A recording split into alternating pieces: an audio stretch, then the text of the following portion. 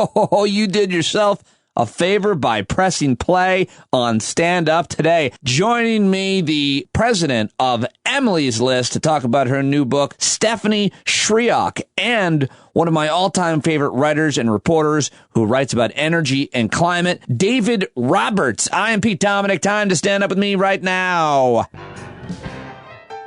Hello, my friends, and welcome to episode 269, where I have two excellent guests joining me today. Been thinking a lot about the podcast, always thinking about the podcast from the format of what I would want to hear.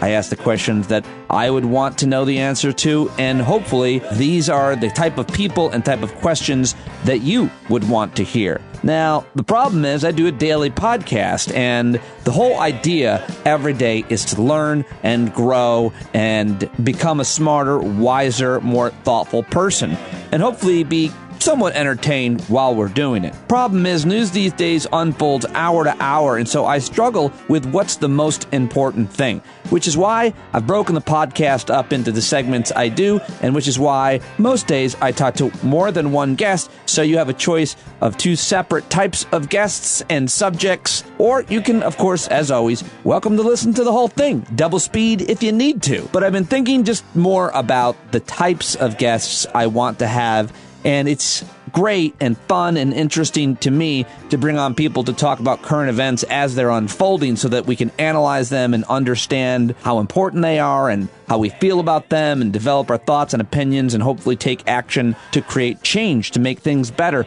for all of us. But I also want the podcast to be kind of evergreen and to talk about issues that matter every day in your life, kind of no matter what issues are happening. Today, that's the exact type of two guests I have. So, while I'm going to cover and play a whole bunch of clips about the impeachment and give you a big old news dump so you're caught up on the news, you're then going to, along with me, learn a whole bunch from both of my guests today. And a quick preview of my conversation with David Roberts coming up, because he articulates exactly why I follow and read him, and I think hopefully why many of you follow and listen to me and stand up. Here he is from our conversation coming up. One of the reasons I never quite fit into mainstream journalism is that the whole model of objective journalism, the view from nowhere, et cetera, just never made any sense to me. I didn't like reading it, and I was never able to write it. Like if I'm reading a writer,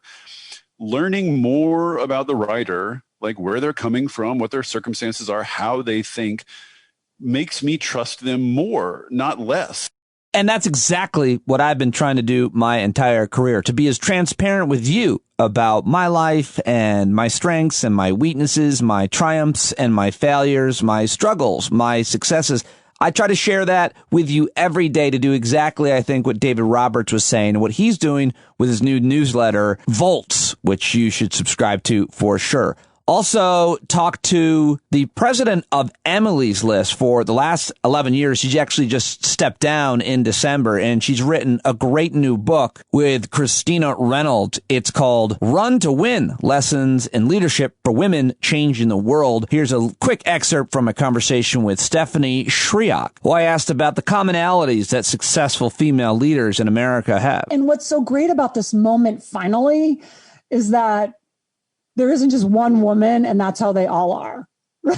So when the presidential primary was going on, there wasn't a moment that Warren, Klobuchar, Gillibrand, Harris weren't compared to Hillary Clinton, because Hillary Clinton was the only example of an executive leader, which is absurd. There are lots of examples. So that's why this is such an important moment. But I will say with most of them, the vast majority that I've worked with, recruited, or they've come to us, they get involved very simply because they want to change something. They're kind of driven by some wrong that has happened in their community, and they just want to change something.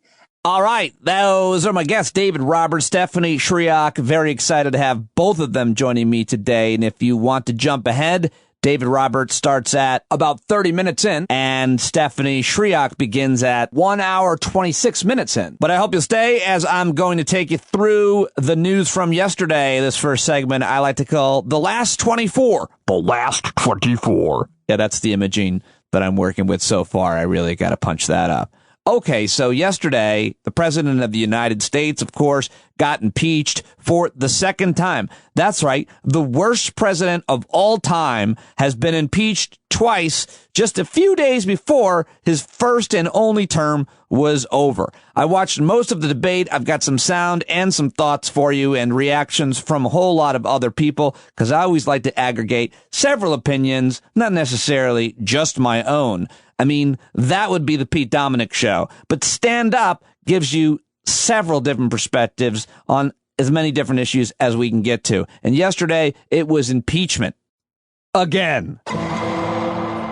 That's right. Donald J. Trump became the first president in American history to be impeached twice. And this time, it was bipartisan. Yesterday, the House impeached President Trump for inciting a violent insurrection against the United States government, a week after a mob of his supporters stormed the Hill.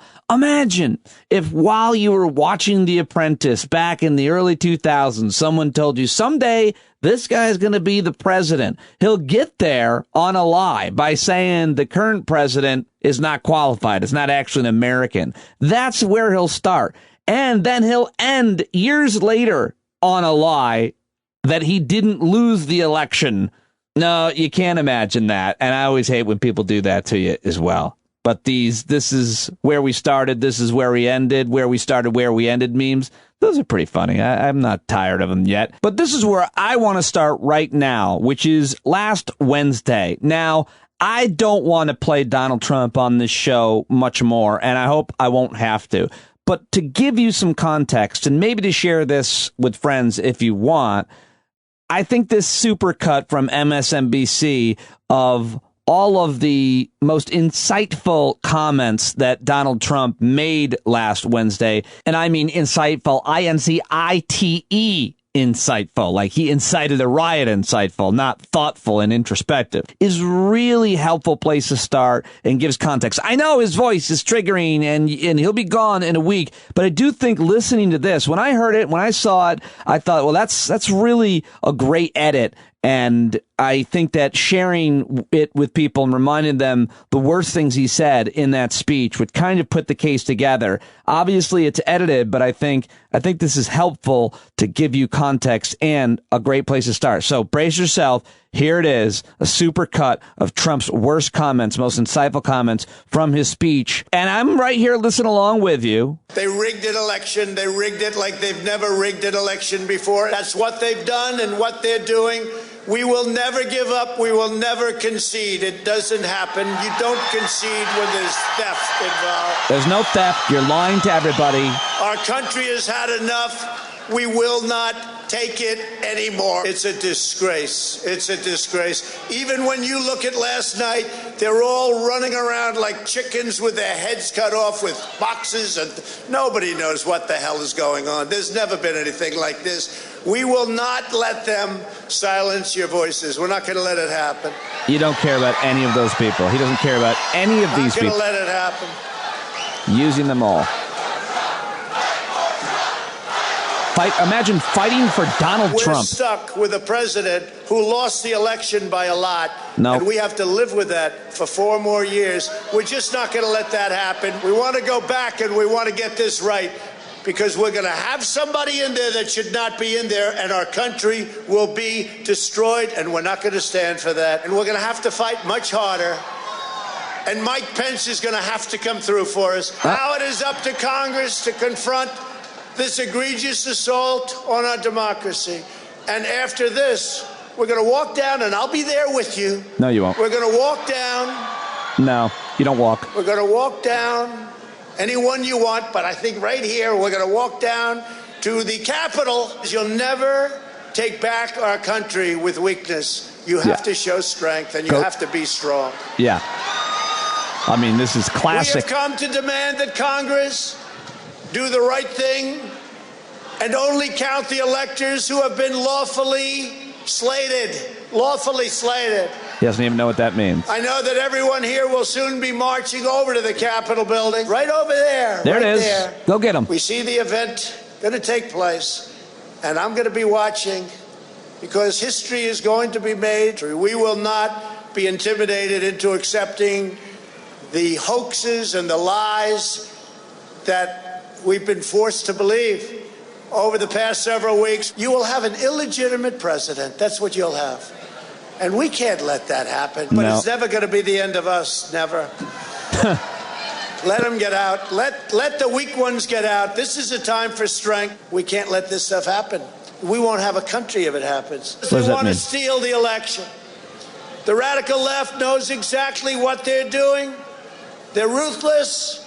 And it's time that somebody did something about it. This is the most fraudulent thing anybody said. This is a criminal enterprise. No, you are. This is a criminal enterprise. Fraud breaks up everything, doesn't it? When you catch somebody in a fraud, you're allowed to go by very different rules. This is the most corrupt election in the history, maybe of the world. You better do it before we have no country left. You better go. Today is not the end. It's just the beginning. If we allow this group of people to illegally take over our country, because it's illegal when the votes are illegal, something's wrong here. Something's really wrong. Can't have happened. And we fight. We fight like hell. And if you don't fight like hell, you're not going to have a country anymore. So we're going to walk down Pennsylvania Avenue, and we're going to the Capitol. Let's walk down Pennsylvania Avenue. I want to thank you all. God bless you, and God bless America. All right, there it is. I'm not sure how many times he told them what street to walk down and how there's a couple different ways you can get there, where I'm going to walk with you, and we got to fight. We're going over there to fight. I'm actually surprised he didn't lie even harder. And just go on your way over there. There'll be free hot dogs for everybody if you want hot dogs. Also, once you get there, the Proud Boys will be standing by, handing you each your $2,000 stimulus check. So everybody's got to get down there. Let's go.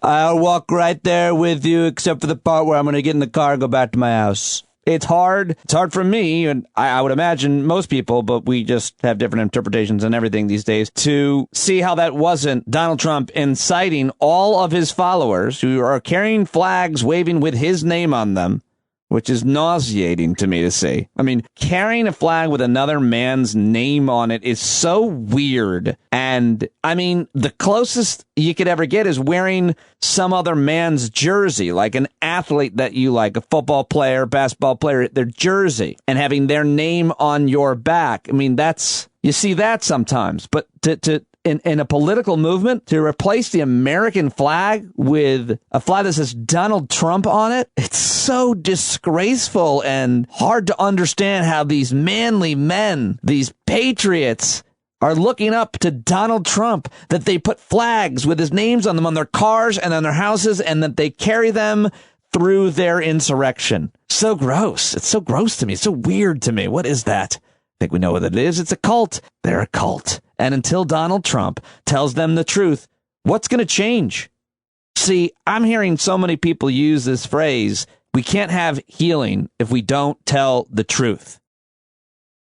And the truth is that Joe Biden won the election and Donald Trump lost the election. But to a larger extent, that's true of our nation's founding and our nation's history. We're not going to have healing on racism and racial division in this country until Americans understand our history, and not only our more distant history, but our recent history when it comes to the issue of race, and look it in the face and be honest with it and how it has destroyed us. I mean, the Trump movement can no longer be described as a movement that is about economic anxiety, but about people's fear that the face of the country is changing. Come on, son. Come on now. Jared Yates Sexton put it succinctly in this great tweet where he wrote, "You cannot understand what is happening right now with the right, with Trump, with this growing fascist movement and our inability to address it or really grasp it without understanding how the wealthy and powerful weaponize white supremacist paranoia for their benefit." So well said by @JY Sexton, Jared Yates Sexton on Twitter, regular guest here on the show. Look up all of his appearances and listen to them. Always great. He'll be on next week, I hope. But I got to keep getting back to that point. If you don't admit you are wrong, if you don't tell the truth, then people are going to stay pissed. If I thought that the election was stolen, I would be pissed too. They have to learn the truth, and it has to come from Donald Trump, and you know it's not going to. But here is Congressman Pete Aguilar saying that, I think, really well in his 1 minute that he was granted on the House floor during impeachment hearings yesterday. On January 3rd, we stood here on this floor and swore an oath to defend our Constitution against enemies, foreign and domestic. 3 days later, that oath was put to the test when a violent mob tried to break down those doors to stop us from performing our constitutional duty. This mob was not without a leader. On that day, the president told them to walk to this Capitol 16 blocks from where he stood. They were radicalized by his lies and conspiracy theories he spent months fueling, many of which I've heard on this floor the last week. He needed to say only 2 words to end the violence: I concede, because that's what leaders do in a democracy, because that's what we do in the United States. They put politics aside and put country first. And as I look to our colleagues over on the other side, I wonder how many of them will demonstrate that leadership and join us in holding President Trump accountable for inciting this deadly attack. How many will uphold our oath and put our country first to defend this Constitution from the threat in the White House? To do anything less is to turn your back on the oath altogether. Thank you. I yield back. All right, that's Pete Aguilar. I thought that was a great 1 minute yesterday. The New York Times had an op-ed saying the same thing. The first step toward unity is honesty. More Republicans need to be honest that the election wasn't stolen, and law enforcement needs to be transparent about the threats facing the nation. Again, the New York Times editorial board with this op-ed. I'll just read a little bit more from it. Republican lawmakers who objected to the electoral vote results on the grounds of mythical election fraud should immediately and publicly apologize, repudiate their lies, and admit that Joe Biden won the election fairly. There is no honest, factual dispute about the outcome of the election, despite all the baseless, inflammatory allegations about shredded ballots and dead people voting. Every state certified its vote tally without contest. State and federal courts threw out virtually every one of the dozens of cases President Trump and his allies brought alleging fraud or irregularities because they never presented any credible evidence of it. I thought that was a great piece at the New York Times. A lot of great writing right now to be had and to be taken in. Let me always know what you're reading, what you're seeing, and I'll share it here or someplace else. And here's another good take. This one comes from Andrea Chalupa, who is the co-host with Sarah Kendzior on Gaslit Nation. This is a good little clip. You should definitely listen to that podcast if you haven't yet. Trump started and ended his presidency with the Charlottesville massacre, a sweeping Kremlin cyber attack, a disastrous and inexcusable intelligence failure, and disinformation-fueled violence enabled by Twitter, Facebook, and Google. Donald Trump attacked when we were at our weakest. America is suffering from a pandemic, killing around the total number of Americans that died in World War II. And the Kremlin, which of course helped him come to power, unleashed a massive cyber attack against the U.S. government and American companies that's being compared to Pearl Harbor. It can take years for us to fully understand and resolve what the Kremlin has done to us. So Donald Trump chose at this moment, when America was most vulnerable, to launch a violent coup against our nation. That's Andrea Chalupa from Gaslit Nation. I sat down with both of those women back in late December and did a profile on their work, and I'll be releasing that very soon on video as well. Now let's hear from a couple of the Republicans. Not that we really need to, but I think, again, for context and to hold their feet to the fire, here's another little supercut, some of the worst on the House floor, including the first two women here that are both QAnon conspiracy theorists. Laura Boebert is the second woman who you hear who really wants to carry a gun into the House of Representatives and to Congress. And they put these magnometers, the metal detectors, up in Congress, and a bunch of Republicans said they're unconstitutional, walked around them. So Nancy Pelosi said, OK, well, tomorrow you're going to start getting fined $5,000 if you walk around them. Let's see which way Louis Gohmert goes. Here's the Republicans' little supercut from the House floor yesterday. Democrats will take away everyone's guns just as long as they have guards with guns. Democrats' impeachment of President Trump today has now set the standard that they should be removed for their support of violence against the American people. Okay, Where's good the luck with accountability that. for the left after encouraging and normalizing violence? Rather than actually helping American people in this time, we start impeachments that further divide our country. I call bullcrap. Someone cited the metaphor that brave. the president lit the flame. Well, they lit actual flames, actual Matt Gaetz. fires, and we put them out. Expired. There will be order in the House. I yield back. All right, that was one of the lower moments with Matt Gaetz, who has, I think, arguably the most punchable face in Republican House. I'm not advocating for any violence. I don't think violence is ever in order in any way, is what the president said in his Oval Office speech last night. Nobody believes him.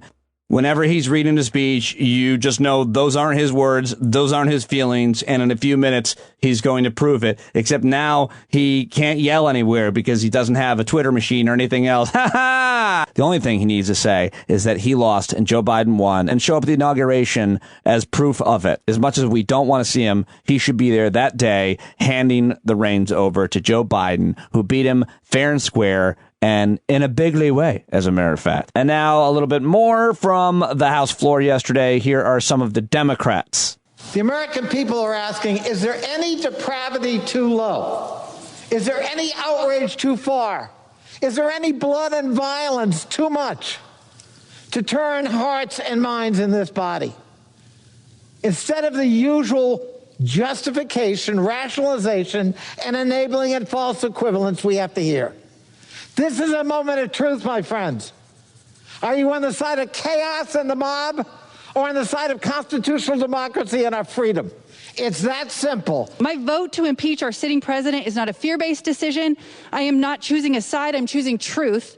It's the only way to defeat fear. In the first impeachment, Republicans said we didn't need to impeach him because he learned his lesson. So no need to remove him. Well, we said if we didn't remove him, he would do it again. Gentleman's time has expired. Simply put, we told you so. The gentleman's time has expired. Richmond out. What? Congressman Cedric Richmond ended with Richmond out. I mean, I was watching that live. It was so cringy when he did that. I was like, what are you doing? You can't Richmond out. You're a congressman. I didn't like it. That's funny, though. All right, so let me just give you a couple more tweets from the last 24. I thought this one was brilliant from @RoryCooper, who writes, if Trump had merely conceded the election in November and even maintained his other antics, he would have left office with a so-so approval rating, a stranglehold on the GOP, control of 2024, and all the post-presidency perks. Instead, this. Oh, what a good tweet from Rory Cooper. Earned a follow from me. Ezra Klein writes, I've always believed Trump lives in a fortress of narcissism, self-pity, and self-justification. But watching some of the statements he's submitted to making in recent days, I do wonder if it's beginning to dawn on him how he'll be remembered, how he'll be seen. I don't know. I think we should never really try to think about how he thinks because it's an absolute lava fire in there. But still interesting. Here's former Republican Congressman David Jolly. Johnson was impeached for firing a war secretary. Nixon faced impeachment for obstruction of justice. Clinton for perjury. Trump has now been impeached for inciting an insurrection against the United States. The contrast is remarkable. A very dark chapter for the nation. Yeah, thank you, David. Good perspective there. Here's Atmo Boot writing, Jim Jordan is such an old school warrior. You can just close your eyes and see him in Vietnam, being shot in the back by his entire platoon. And Marcella Arguello. Republicans using cancel culture to defend Trump is a solid reason for comedians to stop fucking spewing that stupid shit. Ooh, I love that one. And finally, from Chris Garcia, if you can see their nose, they're definitely voting no to impeach. Because those are the Republicans. That's their way of getting you. You pull the mask right down just a little under the nose. Just a few of my favorite tweets from the last 24, and here are just a couple of more political headlines. Well, a COVID headline needs to be said. The United States set a single-day virus death record, and new strains emerged. The Nation reported more than 4,200 deaths Tuesday, bringing the nation's total to more than 379,000 deaths since the onset of the pandemic. Democrats are demanding an investigation of whether Republicans in Congress aided Capitol rioters. The nation's governors are girding for worst warn of long-term dangers to their Capitol buildings. The National Guard footprint grows in the nation's Capitol ahead of inauguration. You probably saw a whole bunch of those guys lying all over the floor in the Capitol. 20,000 plus troops are now guarding Washington, D.C. Secret Service launching a massive operation to protect the Biden inauguration. The FBI is telling police chiefs nationwide to be on high alert. And we probably won't see a Senate vote on impeachment until after the inauguration. So those are a bunch of political headlines. And now it's time for non-politics, non-COVID. It's time for the news dump. News dump! Boo, boo, boo, boo, boo, boo, boo. All right, let me start with what I think is one of the scarier ones first. The headline is, the Earth losing roughly 1 to 2% of its insects annually, according to a new study. Though many people may hate bugs, they are crucial to the food chain. Climate change, insecticides, herbicides, light pollution, invasive species, and changes in agriculture and land use are causing Earth to lose probably 1 to 2% of insects each year. Problem sometimes called insect apocalypse is like a jigsaw puzzle. And scientists say they don't have all the pieces, so they have trouble grasping its enormity and complexity and getting the world to notice and do something. That's the CBC in Canada reporting. I love bugs. I used to love bugs growing up, and then I got scared of bugs living in New York for 12 years, and then when I moved to the suburbs, I was scared of bugs still, and now I love bugs again, and my kids love bugs. Well, not all the time, but more than most kids. Bugs, insects are super important. They're part of the entire ecology of wherever you live. Don't hate bugs. Unless they get inside your house, and you can kill the fuck out of those bugs. Oh, no, I forgot. I mentioned this story in yesterday's news dump, and I still didn't buy a lotto ticket. Powerball jackpot hits $550 million as Mega Millions grows to $750 million. Another night, another chance to lose a few bucks. Or, I guess, win a giant lottery jackpot. Good luck, folks. I like this headline from ABC News. FAA toughens unruly passenger policy after flight disruptions in the wake of the Capitol riot. Passengers who interfere with crew members could face jail time and hefty fines, according to the FAA. They're going to begin handing down a lot stricter punishments to unruly passengers without warning, including fines up to $35,000 and imprisonment. So, don't be an asshole on the plane. Be one of the helpers. Be one of the good folks. Be a hero. Well, this is interesting, also from ABC News. The U.S. Customs and Border Protection said Wednesday it's going to detain all cotton and tomato products produced in China's Xinjiang province. I don't know if I'm pronouncing that right, but apparently because of slave labor. That's really interesting. The withhold release order issued by CBP is based on information that reasonably indicates the use of forced labor within China's so-called re-education camps. Oh, wow. That's an interesting development that I want to learn more about. But this is the news dump. We don't have time to learn more about them. It gives you these stories, so then if you do, you can dig deeper. All right. Ellen DeGeneres returning to her talk show to abuse her employees after recovering from COVID-19. Betty White is celebrating her 99th birthday, so if you see her name trending, that's I'm sure why. Anna Wintour is defending her Vogue cover of Kamala Harris. Amazon is doing everything they can in court to not have to host the Parler hate speech app. And Bruce Willis is apologizing for not wearing a mask in a Los Angeles pharmacy because he wants to die hard. I'm sorry. That didn't even make any sense. It was a terrible joke. I apologize. And that, you know what? That joke ends the news dump. All right, I've been blabbering way too long. Usually it's supposed to be 20 minutes. That was too long. Hopefully it didn't take up too much of your time, but it gives you a lot to think about and look up and look into and tell me who to talk to and what to talk about. And before I get to my first guest, I do want to remind you that I do have a sponsor for this program. I'm very excited and proud that I'm working in partnership with GiveWell, givewell.org. You've probably heard me talking about them, talking about effective altruism and trying to make your charitable donations go as far as they can, how your dollar can save and improve the most lives. And so this week and last week, I'm just reminding you to sign up for a recurring donation, a monthly donation at GiveWell, and that is what they're telling me makes the most impact, so that after the, quote, giving season is over, that you just start that recurring donation, a couple bucks a month, and it makes such a huge difference to solve some of the easier problems, the easier diseases and afflictions that are affecting the poorest human beings around the world, to make their lives that much better. It really does make a difference. Go to givewell.org/stand-up right now. Givewell.org/stand-up. Select podcast, Stand Up with Pete Dominick, and then it'll come back to me, and we can keep doing this podcast each and every day and helping save lives at the same time. What could be better than that? Sign up for a recurring subscription right now with givewell.org at givewell.org/stand-up. And now to my first guest. I have been trying to get this guy on the podcast for a while. I interviewed him a couple of times years ago when I was at SiriusXM, but I've been following his writing and his work for a very long time. He writes mostly about climate and energy and politics and where and how they all intersect. And he went from a news site called Grist to Vox, and then he recently left Vox to do his own thing, and he started his own newsletter, which I'm now a subscriber to. It's Volts.wtf. Volts.wtf.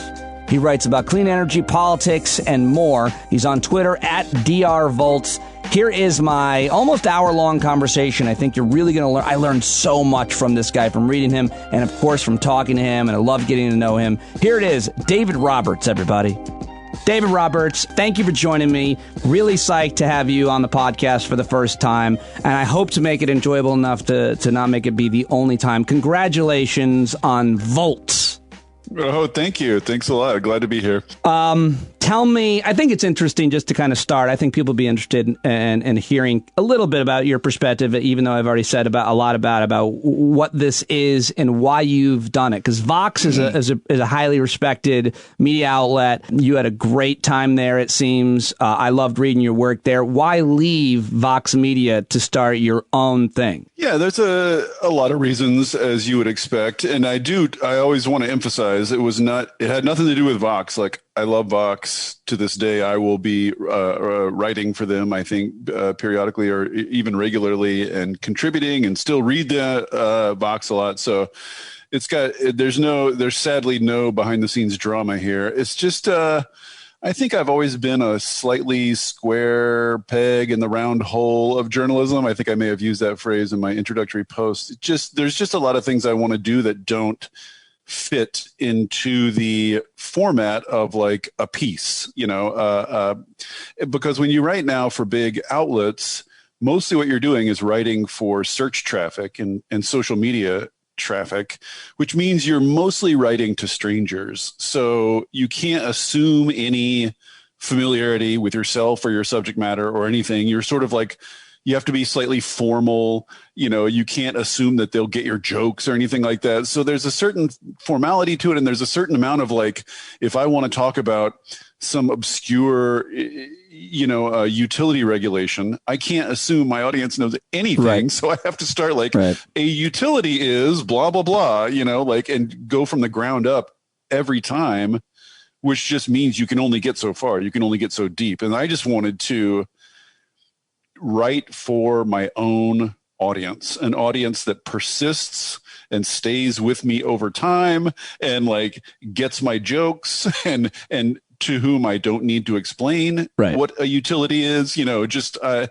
want the conversation to go a little deeper and farther and be kind of less formal. Like if I just have wild hair thoughts or, sort of philosophical ramblings, those don't really fit well in the mainstream kind of journalism format. And I just kind of wanted to be free to let myself write whatever I want to write and see if I can make it work. Like it's the dream, right? If you can do it, it's the dream. It is the dream. In my case, I didn't take the leap that you did. I got pushed.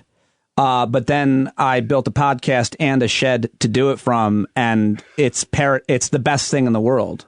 Your own boss is, I'm only a month into it, but thus far my experience is that it's absolutely as great as I expected it to be. Well, just one more question about that. And I actually think this is important to my audience and your audience is kind of a process or a business question, which is in your introductory, in your first post, you talked about similar to what you just said in terms of being pinned in a way.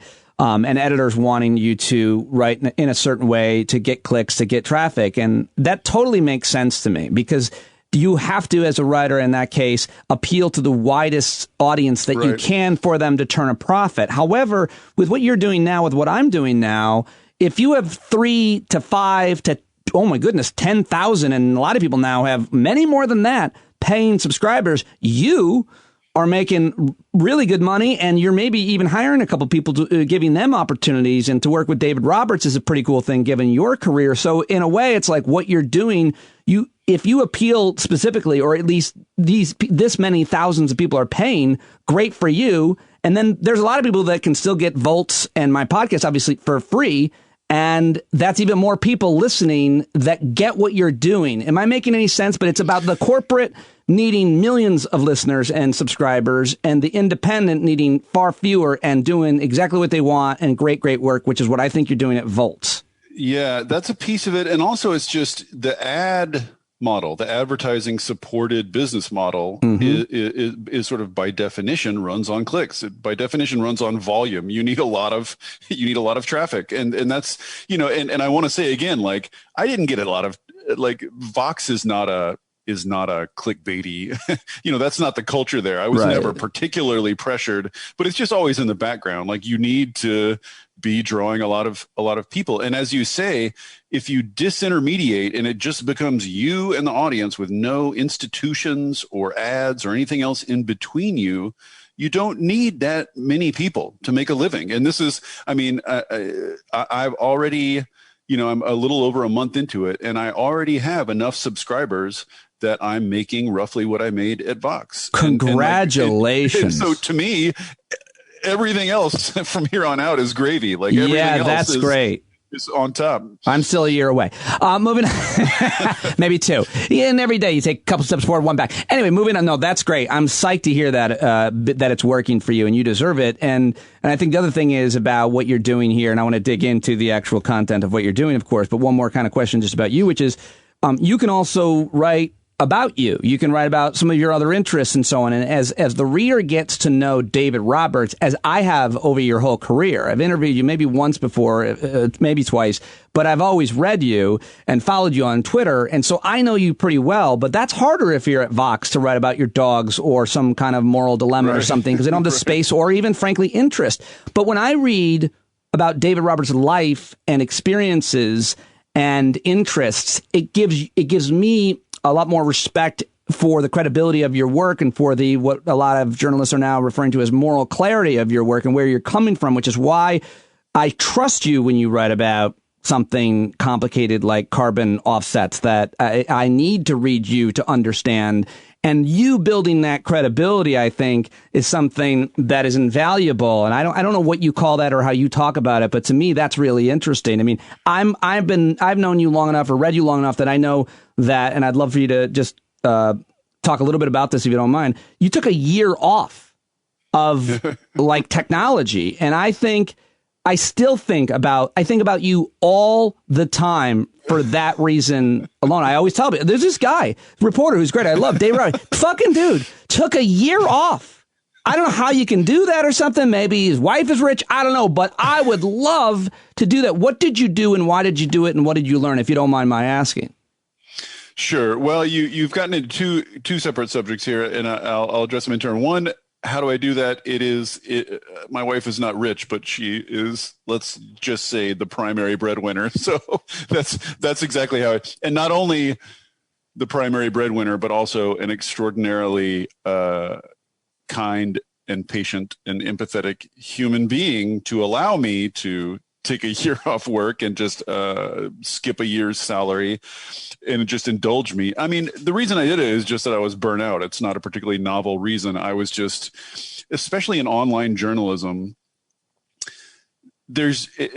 especially when you work from home, there's just no on and off. There's no time off. Like I had reached kind of a pattern where I would just work all day. Like I would basically take like an hour or two off in the evening to have dinner with my family, and then maybe we'd watch a TV show and like the kids would go to bed and my wife would go to bed and then I'd go back to work. And so I was just in front of a computer working 8 to 10 hours a day. And and I just felt like my body was getting old and creaky, and like I just felt bad. So.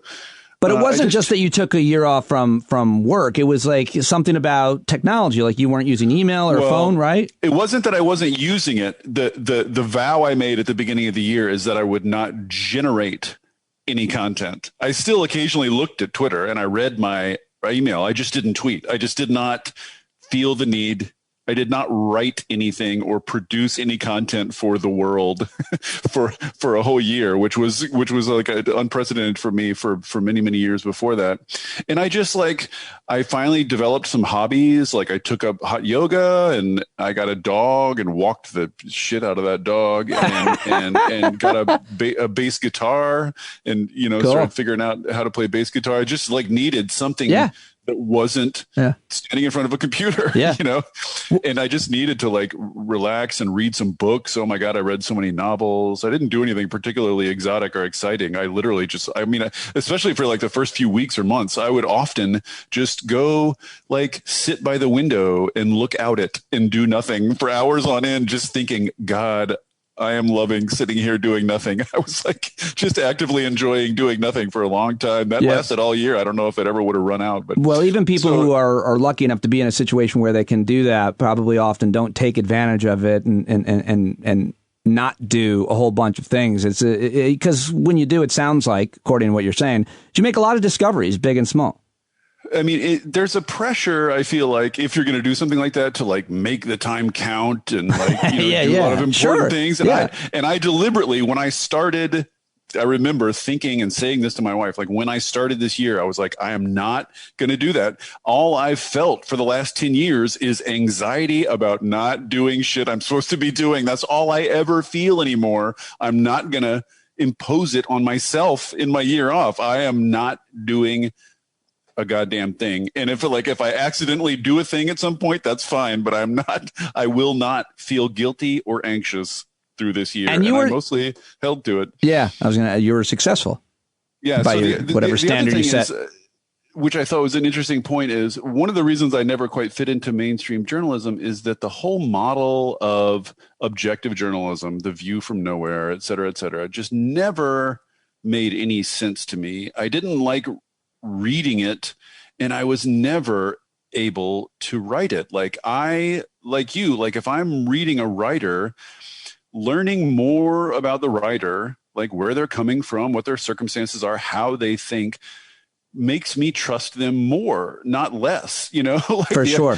Finding out that they have a worldview makes me more comfortable with their work, not less. And that was always the way I wrote naturally. And that is kind of, a little bit of that got squeezed out at Vox, because you just kind of can't. At a big place like Vox, you just kind of can't do that. So part of the motivation for starting Volts is that what I had noticed over my career is that every time I did a little bit of that, every time I showed a little bit of myself or made jokes or talked about my dogs or, just did these sort of weird off the wall posts that I was always a little nervous about doing, they always get enormous positive response. Sure. People like it. People like getting to know the writers that they followed. They just that's what they want. I don't know why the editors of the world think they don't, or why this weird prohibition still holds. But anyway, so at Volts, I'm just going nuts with that. I'm just I'm going to tell you guys everything. And I think they don't want them to get to know you because of what you're saying about kind of objective journalism. You're supposed to just be reporting the facts and not giving your opinion. And if we get to know you,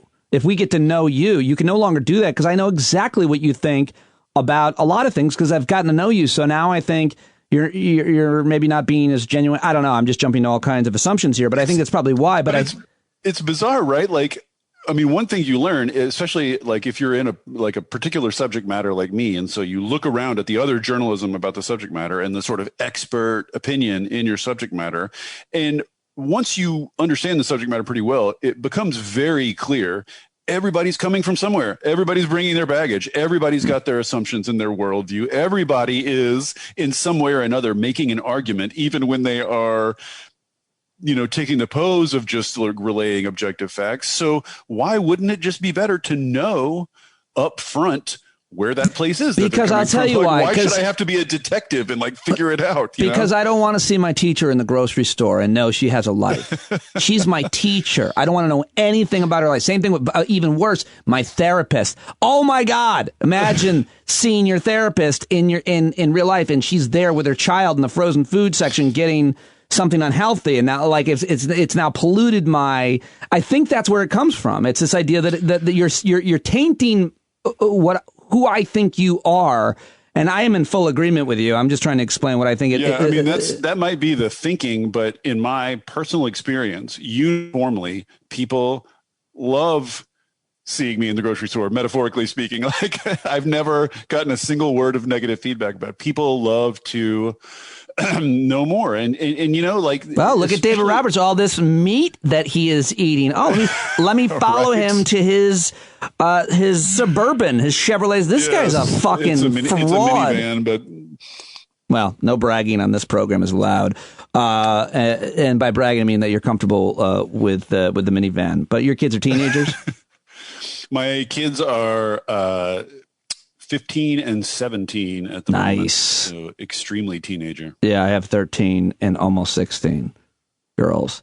Let me ask you about the specific work that you're now, of course, writing about, and where your expertise really lies, which is on climate and energy and politics and the intersection of it all. And because I think you were on MSNBC with Chris Hayes maybe a couple weeks ago talking about the kind of the strategy that the Biden administration should take. And I thought it was a really fascinating piece that you wrote that you were speaking about. But I wonder I want to talk about that, but I also want to talk about how the dynamic has completely changed since you wrote the piece, since you appeared with Chris Hayes. Now that the Democrats have taken over the Senate, I'm sure that changes your calculus in terms of what Biden administration, what Democrats can do and what they should do. But that's really my big question to you today. And so as much time as you want to spend on it, because you've written all about all of the issues regarding energy and so on, and climate, but you also, and this is one of the biggest reasons I love your work, you really understand how politics works in a pragmatic way, in a real way. And so what should Democrats and the Biden administration do, can I say in the next 100 days, first 100 days, first whatever, 18 months? I don't even know if it lasts 100 days anymore. I mean, it's this sort of conventional wisdom window in which you can actually do things in American politics just shrinks and shrinks and shrinks. And I feel like eventually it's just going to vanish like boop, and we'll just have wall to wall. Nothing happens.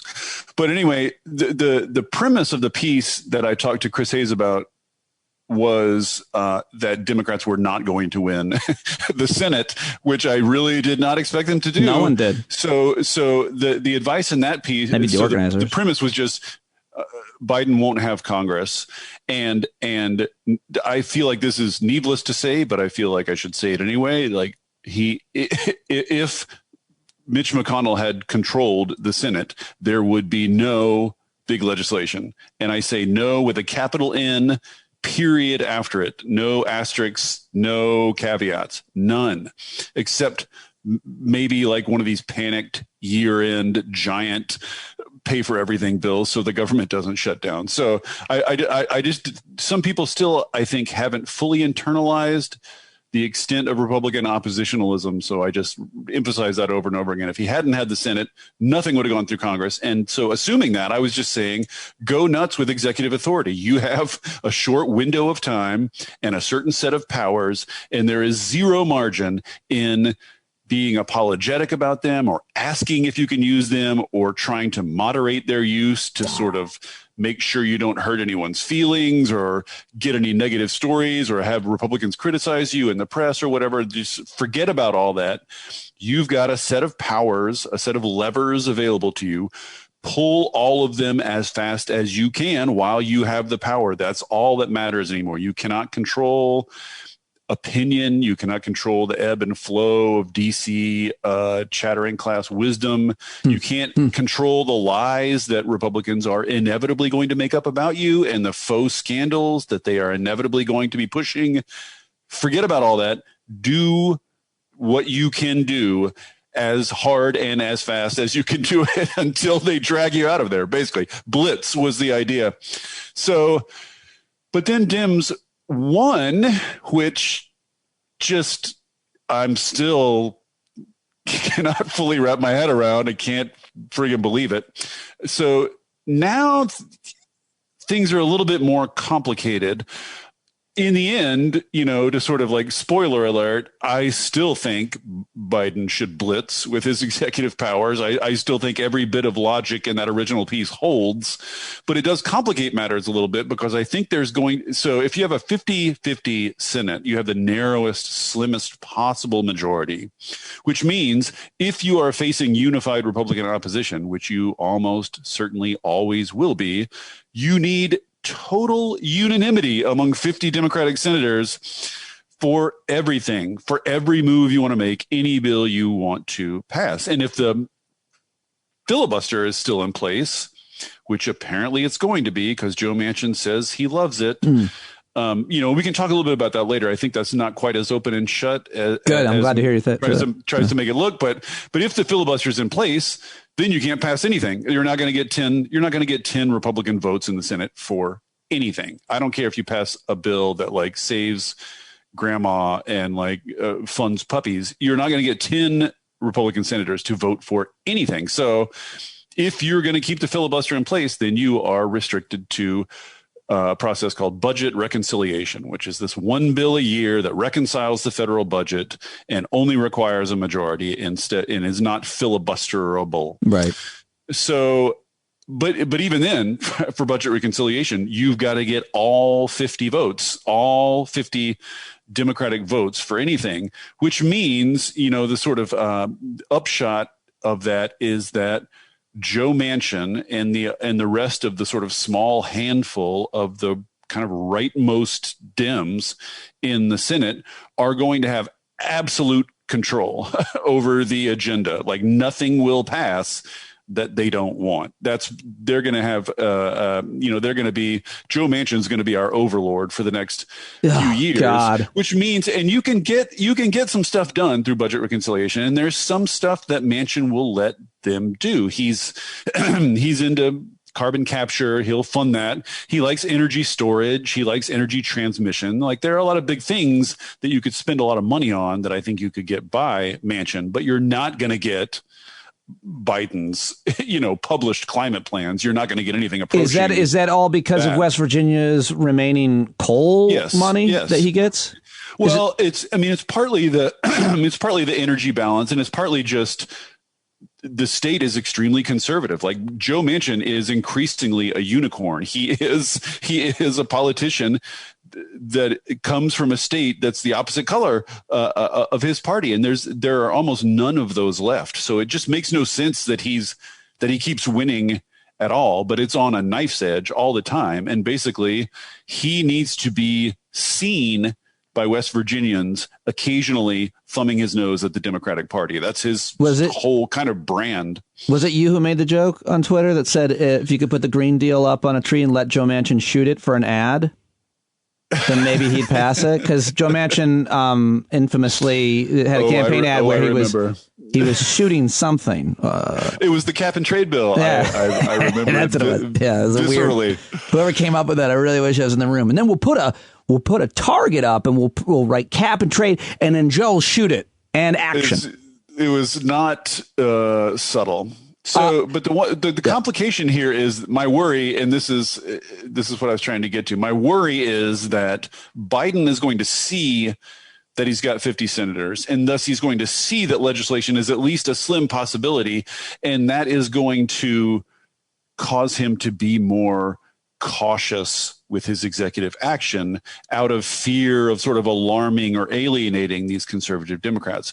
I think that would be a huge mistake on his part, but I would not be surprised at all if the fact that he has Congress makes him lean in more to this notion of trying to find cooperation and trying to find something in the middle that everybody can get behind. Well, since there are, we'll see. Yeah, we will see. But since there are very few people who I think understand energy policy the way that you do and have written about it as long as you do, I wonder if there's a way for you to just, articulate what you think is both pragmatically possible to get passed and is also something that would be of a high priority. And so is it possible, let me just ask this, is it possible to get some big piece of comprehensive legislation for the environment?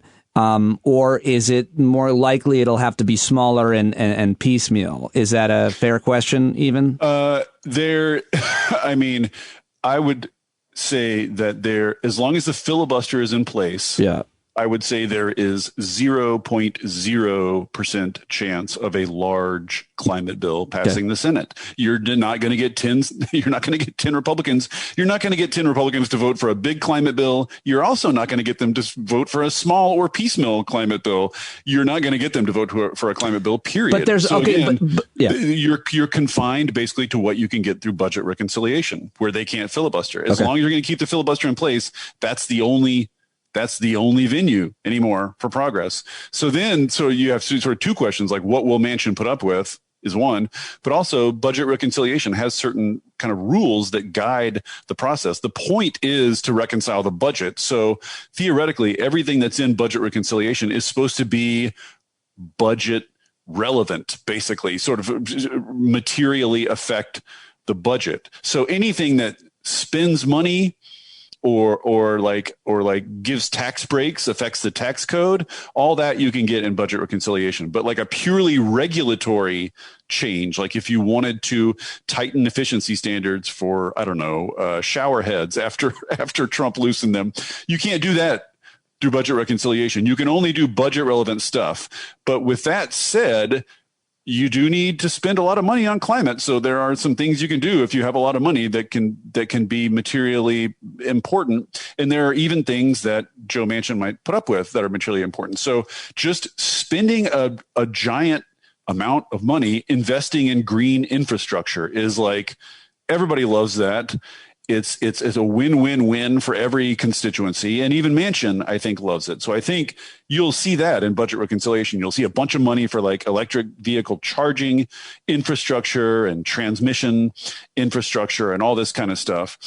And tax breaks, an extension of the tax credits for clean energy and tax credits for carbon capture and all these different tax credits. I think those will definitely be included in reconciliation. There are some kind of really interesting work going on now in policy circles. I rarely say that, but right now there's like an interesting conceptual puzzle to solve, right? Because if you're going to work through budget reconciliation, you have to be budget relevant, right? So like I said, you can't do pure regulations. But what I think a lot of people are thinking about now is how to sort of translate regulations into budget relevant policies. So for instance, one of the top items on Biden's agenda, and I think in my personal humble opinion, what ought to be the top item on the green agenda is a national clean energy standard that would decarbonize the electricity grid of the United States by 2035. This was a headline Biden climate policy, but that's a classic regulatory move. That's a classic, sort of regulation, which you can't get through budget reconciliation. But is there some way through sort of like arranging tax penalties for states that don't meet targets and tax grants or credits for states that do meet the target? And so in other words, you just sort of like translate your targets into monetary penalties and rewards, then you're all of a sudden you're budget relevant and theoretically can accomplish the same thing. So there's a lot of people thinking right now about how to translate whatever policy they want into kind of a budget reconciliation amenable version of it. And it's really impossible to say how that's all gonna play out. The idea of a national green energy standard, when you're describing it, it makes it sound to me like President Obama's clean power plan. Is that in the same world? Yeah, I mean, it's the same idea. The clean power plan, though, was extremely, well, you could debate how ambitious it was at the time. But basically, like, we're already on track to meet those targets without having passed the regulation at all. Forgive me. I'm glad I'm glad you explained it that way. But I meant specifically, should have been more specific.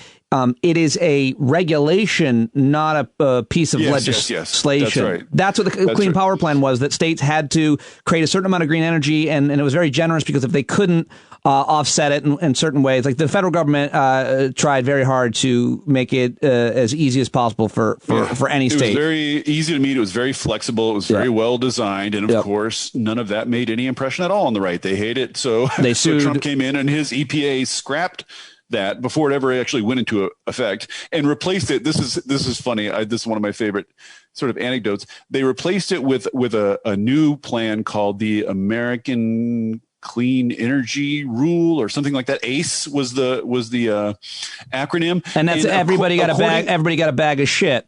And then they would burn according to EPA's own scientists, under the Trump EPA, according to the Trump EPA scientists, the rule would have led to more pollution-related deaths than not passing any rule at all.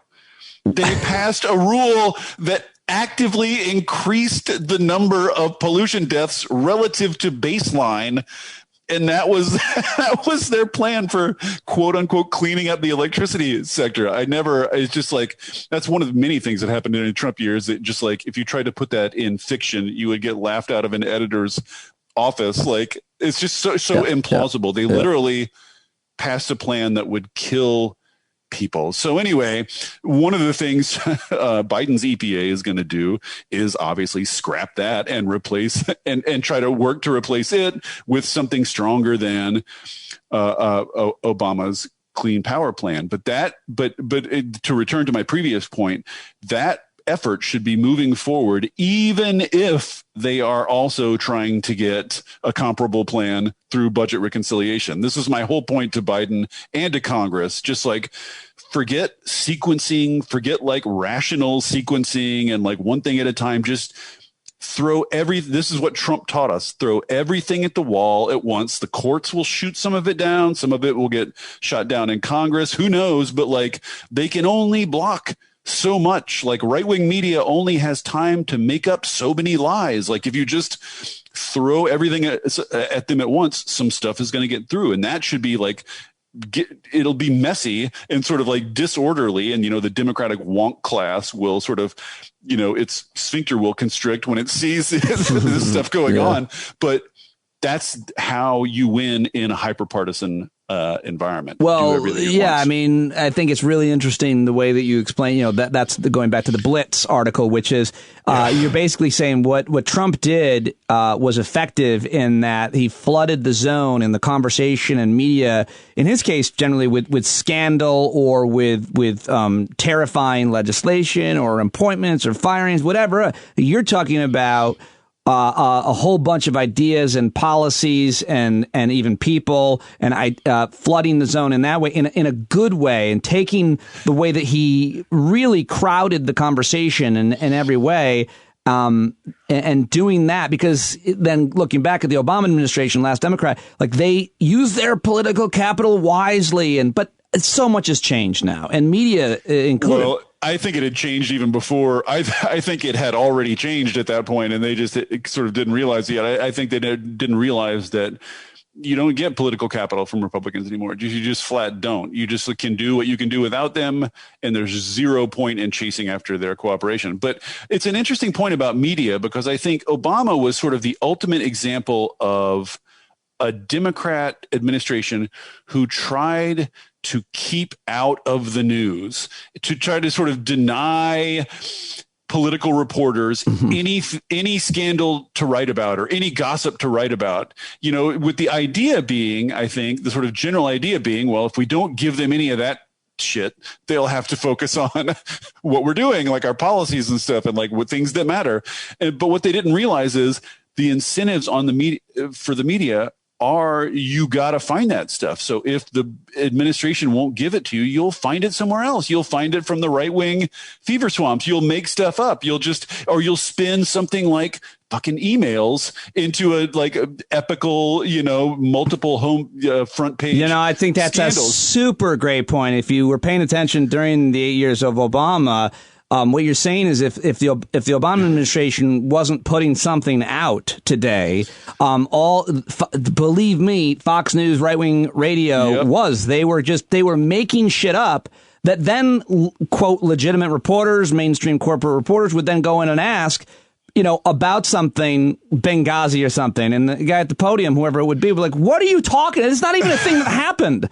You're asking me about a thing that, how can you imagine the frustration of those years? But I think the lesson to learn is, and Trump did the opposite, which is he was doing shit every week that would have sunk the Obama presidency every day almost. Every day, every hour. But there's just so much of it. It turns out you can overwhelm the metabolism. But what would that look like? That's the only way to neuter news is not give them nothing. It's give them more than they can deal with because they have to cover each new thing. That's like the ultimate imperative. They're all trying to beat each other to cover the new thing. So if there's a new thing every day, almost by definition, whatever the old thing was is gone. Even if the old thing was like a horrendous, morally horrific, what ought to be presidency kids in cages scandal, it doesn't matter what it was. Right. It's gone the day after. So that was my advice to Biden is like, that's the dynamic. If you want to deal with the media, that's the only way to deal with them is flood them with too much shit for them to handle. But like good stuff, do stuff,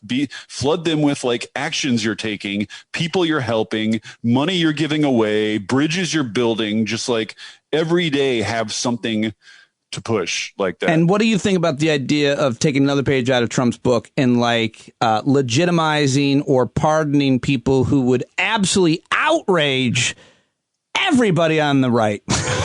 Just to poke them in the eye? I mean, well, like maybe just like all of the black people in jail would be the equivalent. Just they're all out. All of them are out and leave them. I think they should absolutely commute all marijuana sentences in federal prison. How dare you? As a policy matter. That is a radical. You're going to put all those reefer madness people out on the streets? You know what that would do to the job market?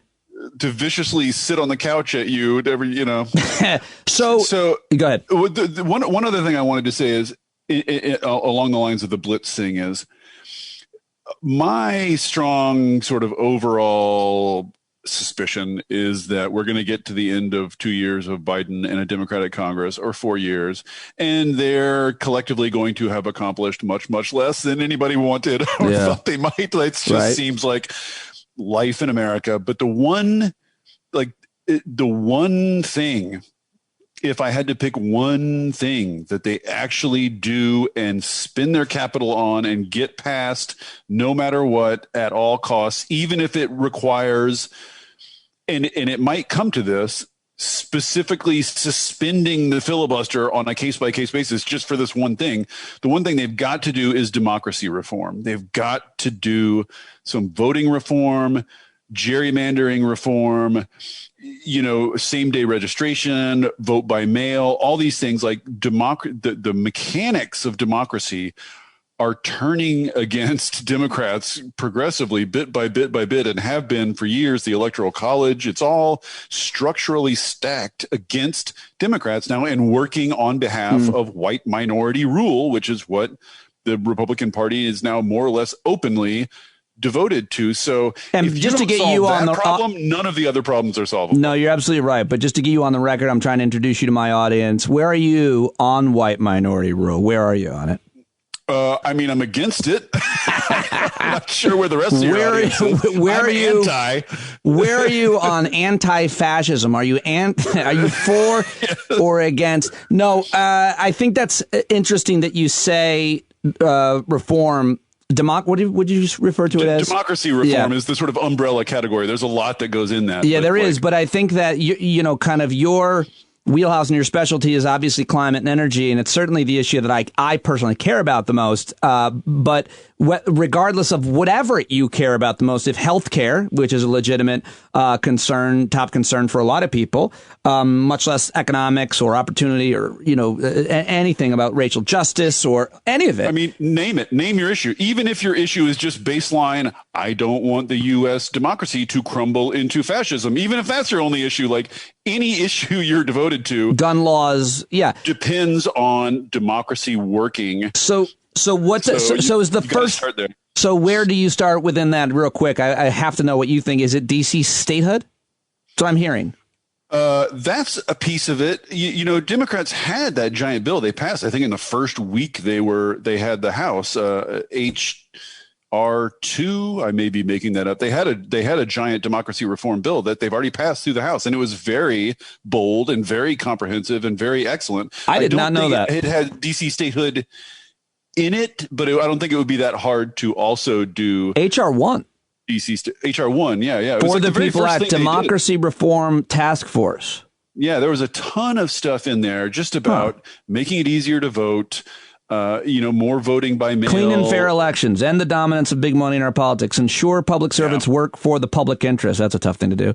On and on. That's to me, that's if you're gonna do something procedurally radical, like suspend the filibuster, or something that's going to draw outrage from everywhere, that's what you spend it on right there. That's the one thing that I feel like is an absolute must pass, or else we're fucked. Like, can you tell me how to think? Because they're gerrymandering right now. They won all the states they needed to gerrymander, and they're gerrymandering themselves into permanent House majorities, like as we speak.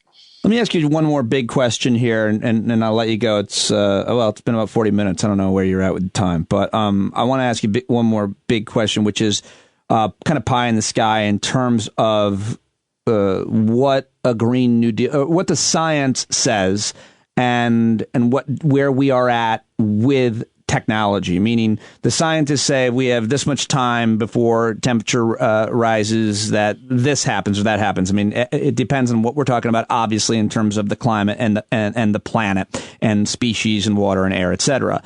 But then there's another question, and I think environmental activists don't understand this enough and they don't grapple with it enough. But we have to, which is the reality of where we're at with technology, where we're at with renewable technology, with where we're at with carbon capture and anything else from, a climate policy. And I think the final point about that, I think is fair, and maybe you don't, but I'd be interested in see, is where is the rest of the world and how do we get them there? Because borders don't matter on this issue.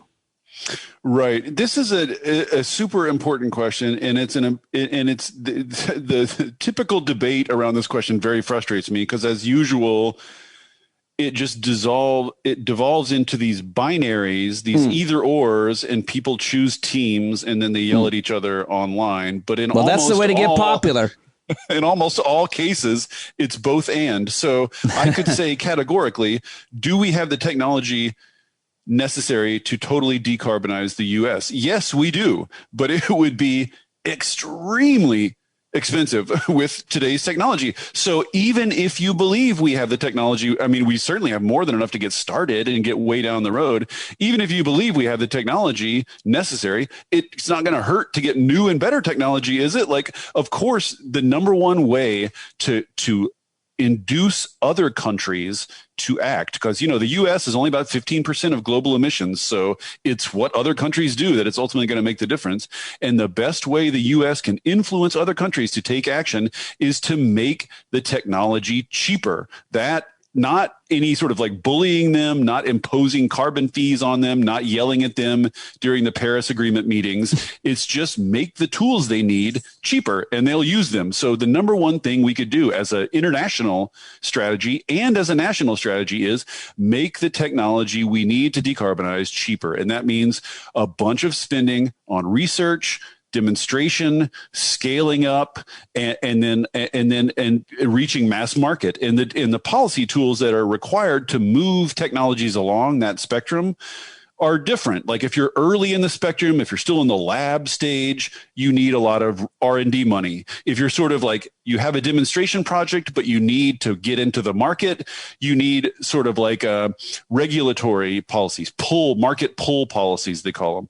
If you are in the market and have a foothold, but need to go to mass scale, that's when something like a carbon price can be helpful. But the way we should think about it is, yes, we have an array of technologies available to us that are on different spots on this spectrum in terms of how developed they are.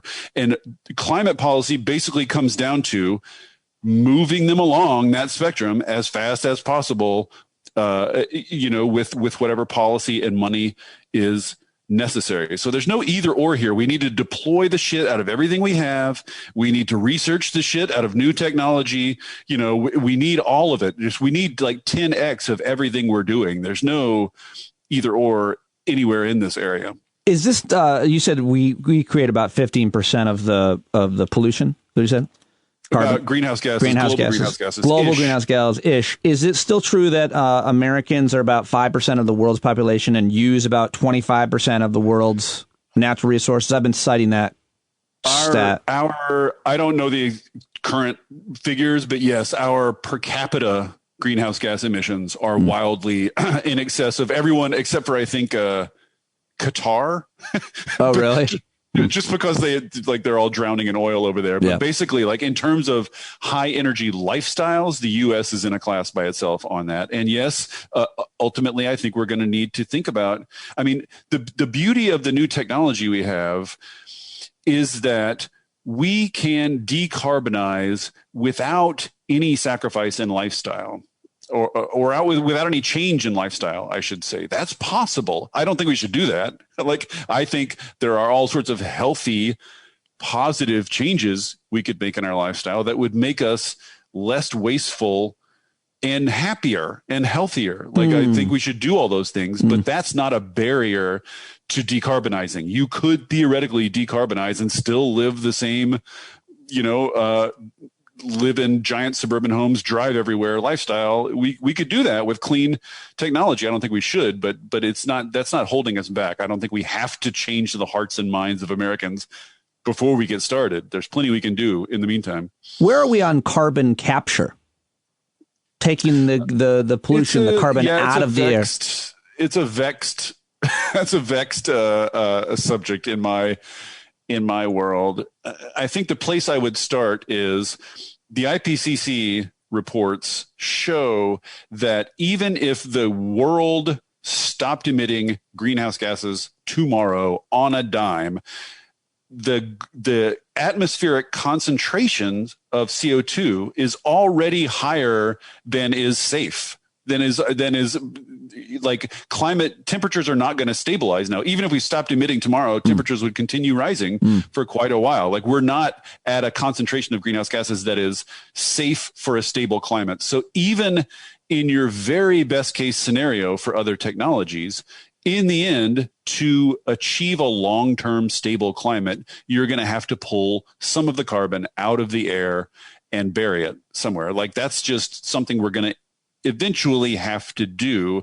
But there's a lot of really tricky political economy questions between here and there, because right now the entities that are developing this technology are oil and gas companies. And so subsidizing these technologies means, in some respect, subsidizing oil and gas companies. And when you subsidize oil and gas companies, politically speaking, you strengthen them. You give them a more solid place at the table. You're sort of like strengthening their hand. So it's a really tricky question. And of course, if you ask a coal company, they love carbon capture because what they want to do is just attach carbon capture and sequestration to their coal plants and keep coal alive. And of course, the environmental justice movement on the left hates that and doesn't want that. And I don't want that either. So it's very complicated. But I think that the short answer is just, we have to have it.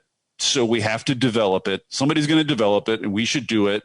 We should spend the money to do it. But we should be very cognizant and very careful to do so in a way that does not inadvertently extend the life of fossil fuel assets or politically strengthen fossil fuel companies. And that's a narrow and tricky path to travel. One more big philosophical question, and you are a philosophy major.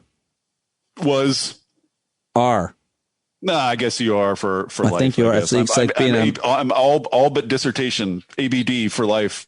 Well, I mean, yeah, but it's like being a Marine. I mean, you can't shake that shit. It's all up there. When you look at the environmental movement of today, where we're at today, is there a detail or a criticism that you would weigh? Is there something that you find yourself repeating, trying to get people who are well-intentioned, good intentioned, to understand the reality of where we're at, again, in terms of the science and in terms of what is politically possible. Because I think this splinter on the left, I'm not sure how much you're paying attention to it, is interesting in that you've got what I think has happened on the right forever. These YouTube media people just screaming past this right now and not understanding how organizing and activism and legislation and governing works. And so what if anything, specifically about the environmental movement, would you look at and say, listen, this is what you got to understand. You're well-intentioned. You want to solve this problem, but this or that is really what you need to learn about.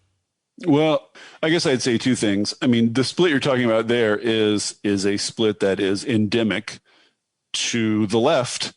Any left in any country in any time in history, like, you know, they made a Monty Python skit about it. It's legendary that the left splits along basically those lines, like the people who view themselves as purists and everybody else as sellouts, and the people who, you know, are sort of like saying you got to pay attention to the mechanics of how things work. Like you got to like the politics of emotion is politics matter. Like the political, you know, details matter. You can't win politics by pure virtue anger or willpower. Like you need to understand the machine. You need an inside game and an outside game. And it's just like everything else. It's both and. It's not either or. You need people on the inside who know the rules and know how to wheel and deal and know how to make incremental advances. And you need people on the outside yelling about the larger goals and the danger. Like you need both those. It would be great, I think, although this is probably like a forlorn dream. It would just be super great if people on those teams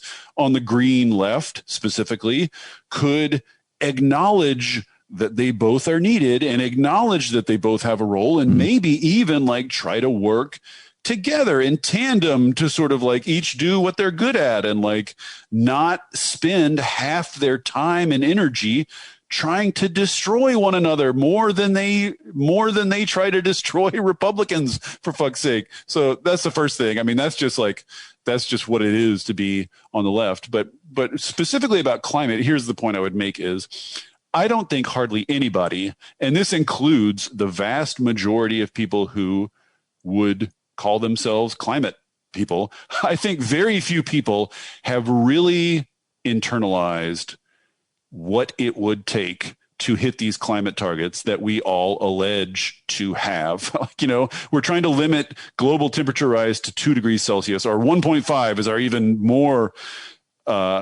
ambitious target now.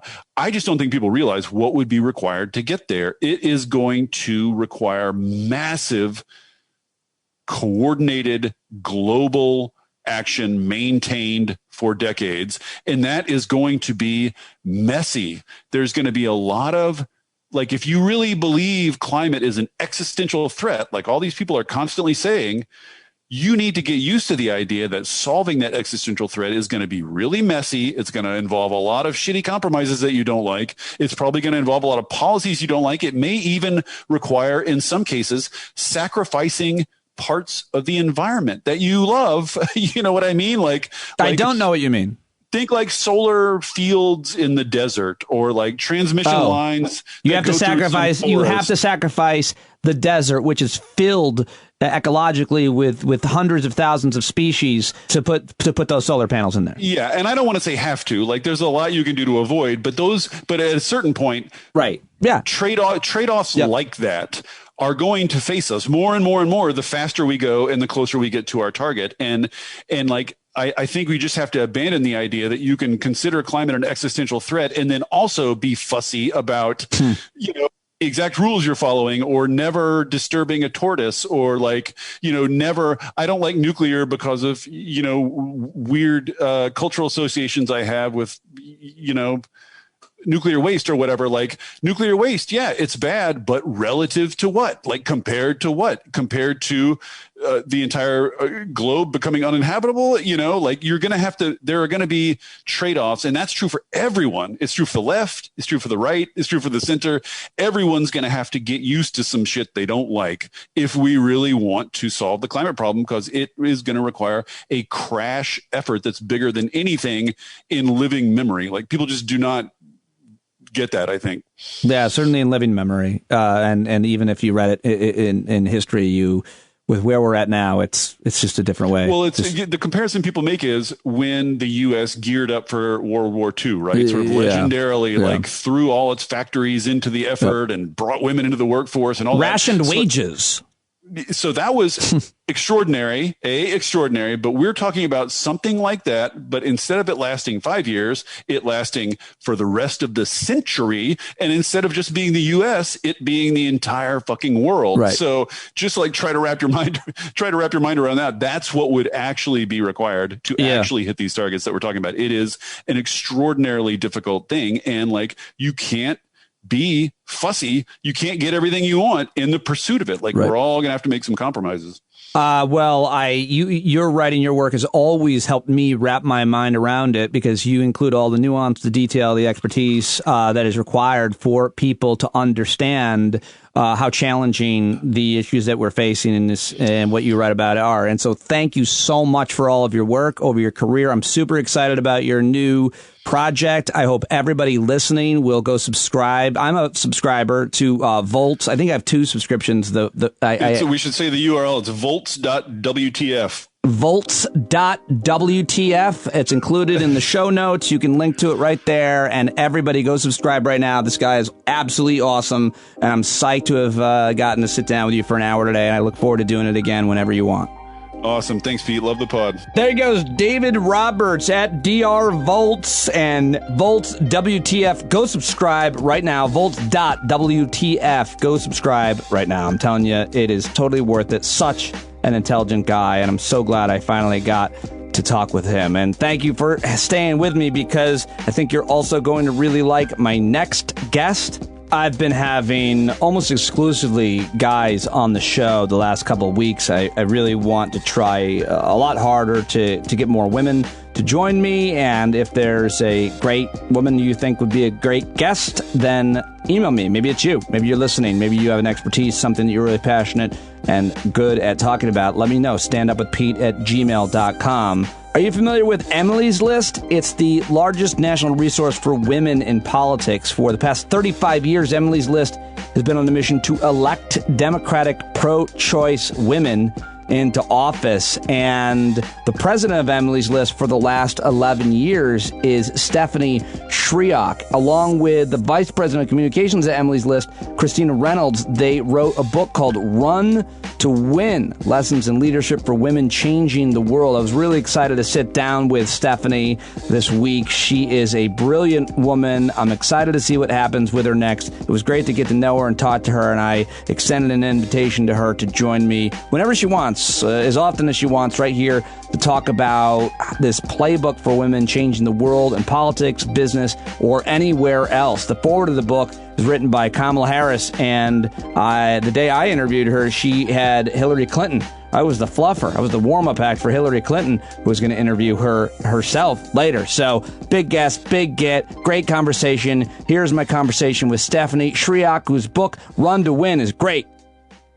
Hi, Stephanie. Hello. Thank you so much for joining me. I'm really excited to talk to you, and I'm very excited about promoting your book, and I think that everybody should buy it. How's that to start? That sounds amazing. Thank you so much for having me. I'm thrilled to be here. So you're in chapter 4 of your book, which I've talked a little bit about in the intro here. The name of the chapter, the title is Know Your Story, Learn How to Tell It. And here on this podcast, I've always tried to build credibility with my guests by having my listeners get to know you. And I don't know you. Usually I have some relationship with people, or I make one. And I'm looking forward to having more conversations with you in the future. But could you tell us a little bit about your story and how you got to be the woman that you are, or to end up at Emily's List for 11 years, right? Yes, the fastest 11 years ever, by the way. I don't know where they went, though I'm glad the last 4 are over, but that's a whole nother we'll get to it. Yes. But I grew up in Butte, Montana. And for those who probably don't know Butte very well, it is a good old-fashioned union town. It's a mining town. And my parents were actually professionals in the town. My dad was a medical technologist and my mom the librarian. So they, they raised me in the 70s and 80s, telling this sort of bossy little girl, that she could do anything she wanted to do. And so I really believed that. And I did things like run for class president and lost a lot. So we talk about that in the book too. I can definitely talk about losing races, including my own. Can I just ask you real quick, because I about your dad, because I have two daughters, and I think that to learn how to be the best girl dad, father to daughters, I like to talk to women who I admire, I respect, and find successful about their relationships with their father. I don't know if it's a good exercise or not, but can I put you on the spot and just tell me about how, more specifically, he kind of, told you or even role modeled that you could do anything that led you to the failure of so many student government campaigns? Though I did win my student body government president campaign. All right. All right. I did pull one off at the end. That's awesome. Finally, after all of that. My father is amazing, and I am such a daddy's girl that I just need to say that up front, and always was. I was a tomboy growing up. I was the only child for almost 7 years. And I mean, it was Montana, so everything you did was outside, and I just always wanted to be next to Dad, and he was working himself up through his own job. But it was an interesting story with him, because he's a Vietnam vet. And he came back and went to college on the GI Bill, met my mother in college, but had some struggles, as so many veterans obviously do. And as a kid, I didn't know this, but now I can look back and with immense respect and awe, realize that he fought through those struggles, particularly in a time when nobody was talking about it, right? Mm-hmm. I mean, you just didn't go. I mean, I convinced him that he should go to the VA not that long ago, because they'll give him hearing aids. Nobody went to the VA. The Vietnam vets didn't go. And so I grew up sort of in this environment that he was dealing with his ghosts that I didn't really even understand. And yet he was always there for me. He was at the basketball games. He was at the softball games. He was at the swim meets. My mom was too. They were both always there. But to be specific, I asked you about your dad. So I'm not throwing Mom under the bus, but I just, Mom's awesome. Mom, I lost my mom 13 years ago, but she stood right by him, and they just were real. I feel very lucky. And I know a lot of people don't have that. I recognize that. And that's part of the story. I had two parents that stood by me and through my ups and downs of whatever that was.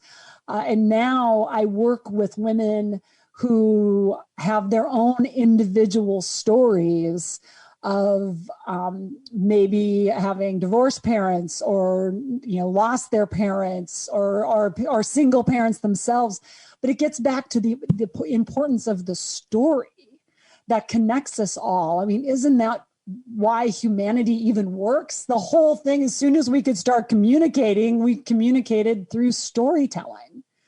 And that's the power of politics, in my mind, is all about the story. And it's certainly imperative for any movement, even dangerous ones, but to tell your story, because people begin to relate and they feel less alone. But let's talk about the women's movement and when you kind of got on that bus and how you even referred to it, because I think most people, men and women, can point to a moment in time, a book, a mentor, an experience that they had where they said, this is the real situation with gender dynamics in the United States of America, or frankly, in my family, school, organization, or workplace.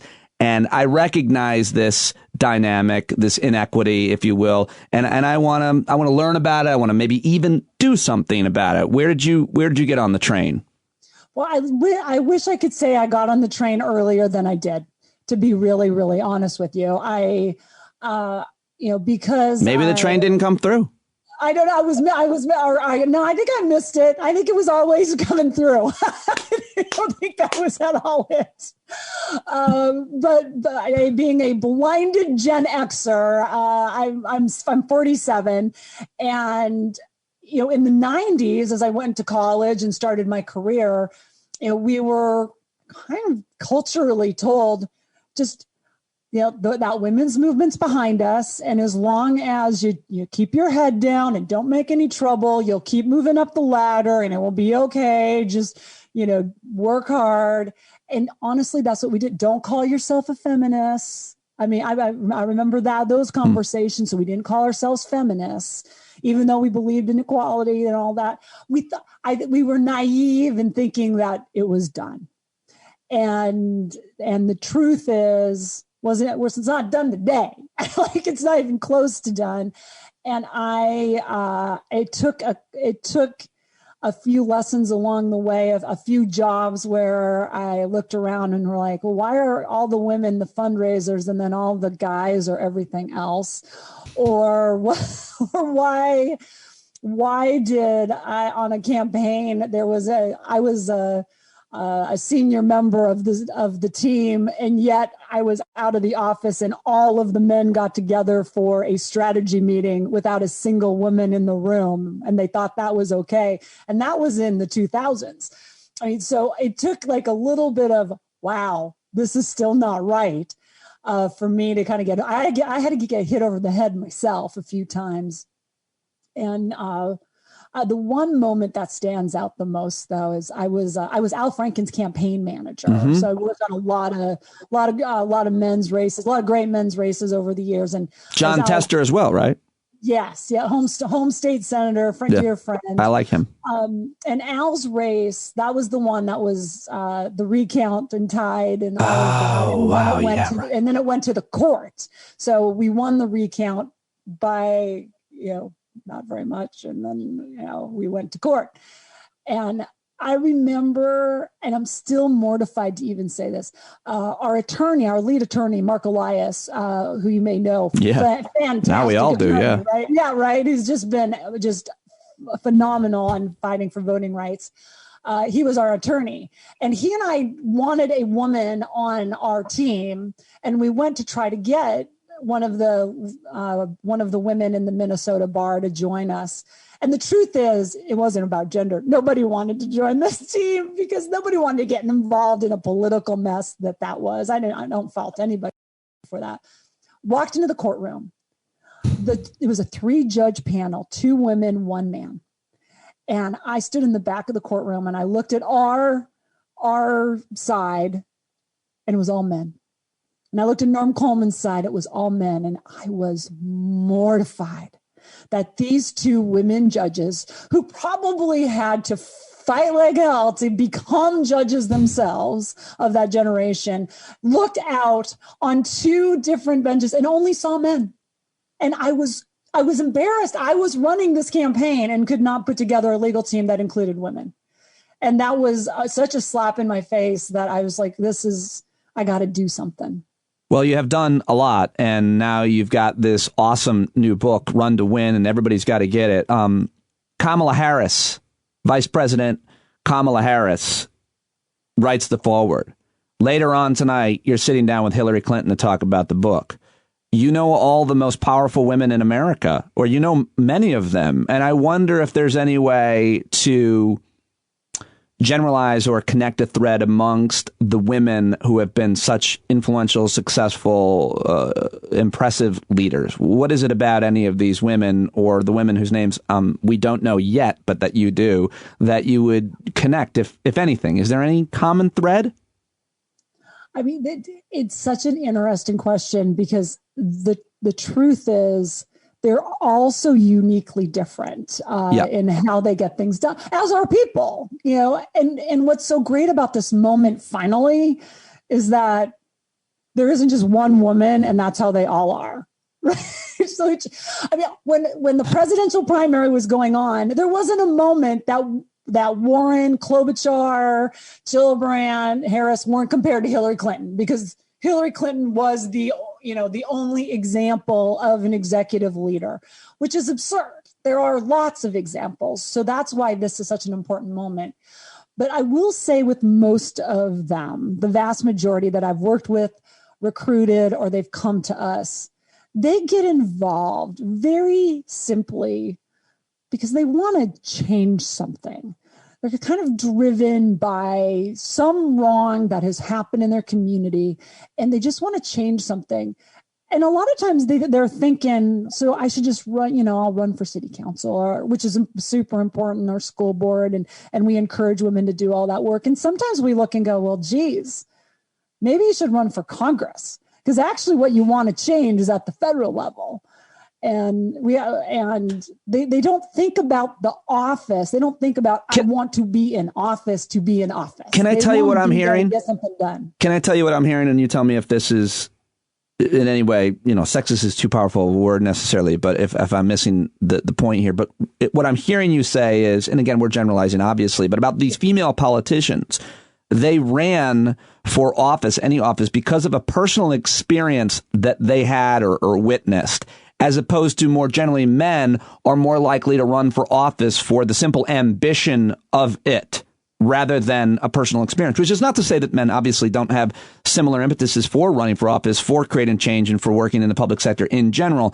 But that's what I'm hearing, that it's more likely a personal experience that they've had than just kind of a raw ambition, especially knowing that so many men before you have done this type of job or been in this type of role. That's what I'm kind of hearing. Again, we're speaking in generalizations. And we are definitely speaking in generalizations, because there's, men who want to make change too. And thankfully, there are more women who will proudly talk about ambition now, because the other problem for decades, or really from the beginning, is that women weren't allowed to have ambition. That just was unseemly, right? Like, you're not, she's too ambitious. It makes her unlikable. All these coded words that are used to take down women running for office, or frankly, to take down women who are in corporate America, in executive offices. I mean, these are terms that for so long were used against women. And I'm like, come on, embrace your ambition. It's okay to have ambition. So that's a big piece of this. I can't believe I'm almost out of time with you. I know you got to get to Hillary Clinton, but I do have one final big question, if we have time, which is about what happened in 2017. How do you frame the kind of emotional reaction to it? Because I told my daughters when they went to bed on election night, they were going to witness the first female president, and I guaranteed it to them. And then they didn't trust me or think I had credibility for the next 4 years. But more importantly, they didn't wake up to a woman, and they didn't wake up to any man. They woke up to a man who'd been accused by several, dozens of women of sexual assault, rape, and we'd all seen what he'd done publicly and said publicly. So they woke up to not only just a man, but the worst man, literally the worst man. So what happened? Because I was in D.C. at the Women's March covering it at the time in January, and the passion, the anger, the amount of people that were in the streets were a direct reaction of this man winning, and then you can take it from there. But how do you articulate what happened and led to the midterm elections of 18 and kind of where we're at now, given the fact that we, in fact, elected a beast? Yes.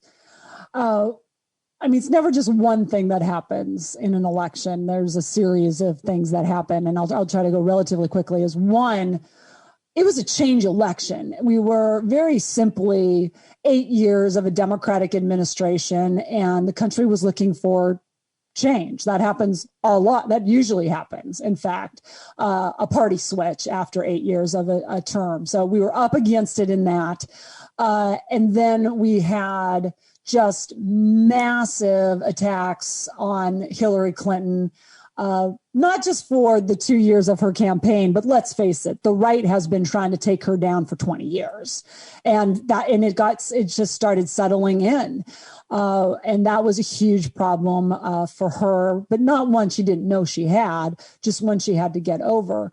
And I think at the very end, you had a series of, not dissimilar from 2020, by the way, polling errors in not understanding some of the anger in the country, looking for something different that we just missed. And so you told your daughters they were going to have a woman president. And I was at the Javits Center in New York expecting to see a woman president win, and instead trying to explain what the hell happened. And the reason we all thought that was because everybody told us, including the polls that we had, right? And we missed this segment of society that was so full of anger they wanted something else. And I hate to say it, but in 2020, we the same thing happened. Now, thankfully, we had enough of a lead and massive turnout on our side, on both sides, but on our side, that Joe Biden and Kamala Harris were able to weather the increased turnout on the right. But we've got a problem here. Oh, yeah. We got a huge problem. Yeah. But it's when he's on the ballot. Now, 18 was the backlash, and we took back the House, and it was huge victories, and the suburbs are changing. There's a realignment going on in the country. And we've got to do continued work like Stacey Abrams has been leading in Georgia to help the Black and brown communities register and gain their well-deserved power and authority in this system. And we've got to figure out how to have true conversations as Democrats about in the middle of the country, which we're not doing right now. Yeah, well, the key point you said is him being on the ballot matters so much, and that's a difference between a midterm election. It's true of any president, but especially this one. And I think we have more evidence of that given the runoff and the outcome there in Georgia. I know I have to let you go, and we didn't get enough into the book and how much advice it has for women who want to run for office, much less get into leadership positions. So I hope to do that again soon. I really enjoyed talking to you. Congratulations on all of your work at Emily's List with the book. And I'm excited to see what comes next for you, Stephanie. Thank you.